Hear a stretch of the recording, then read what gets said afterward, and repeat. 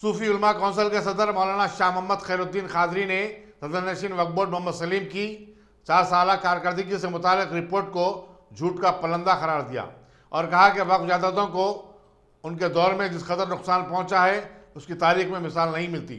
मौलाना खैरुद्दीन ने रियासती हुकूमत से मुतालबा किया कि वो मोहम्मद सलीम के दौर में हुई बेखादगियों और धांधलियों की CBI तहकीकात करवाए। उन्होंने बताया कि सूफी उलमा कौंसिल के वफद ने हाल ही में अपने दौरे दिल्ली के दौरान मरकज़ से सिलसिले में नुमाइंदगी भी की है। अस्सलामु अलैकुम रहमतुल्लाहि व बरकातहू। नाज़रीन किराम, रियासती तेलंगाना वक्फ बोर्ड के चेयरमैन साहब अपनी 4 साल कारकर्दगी का जश्न मनाते हुए एक मरतबा फिर मुसलमानों को गुमराह किया है और अपने झूठ के खातों में और एक झूठ का इजाफ़ा किया है और उन्होंने बबांगे दहर यहाँ तक कह दिया कि हिंदुस्तान के मुसलमान बाबरी मस्जिद को आज़ाद नहीं करवा सके, हासिल नहीं कर सके, लेकिन बकौल उनके वो ख़ुद तेलंगाना में 7 मसाजिद को आबाद कर दिए हैं। मैं इस जुमले पर और चेयरमैन वक्फ बोर्ड सलीम साहब के इस बयान की न सिर्फ सख्ती से मजम्मत करता हूँ बल्कि मैं इसको काबिले शर्म भी जो है ना करार देता हूँ। सलीम साहब, आप कहाँ के 7 मसाजिद को आबाद करने का दावा कर रहे हैं, जबकि वो मसाजिद शहर के अतराफ़ थे, कई दिन से बंद थे। अब चंद मस्जिदों को आप अगर आबाद कर भी दिए हैं तो सबसे बड़े आप मुजरिम तो यहाँ पर खुद शहर में जो है ना आप करार दिए गए हैं कि हमारे शहर में 20 शहर में 3 मसाजिद को शहीद कर दिया गया।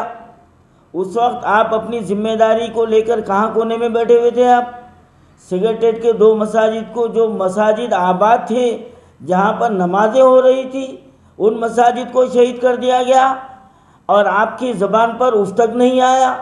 और आप जो है ना ये दावा कर रहे हैं कि हिंदुस्तान का सबसे ईमानदार जो है ना और सबसे आला कारकर्दगी वाला तेलंगाना का वक्फ बोर्ड है। आपकी आला कारकर्दगी कितनी है अवाम अच्छी तरीके से जानते हैं।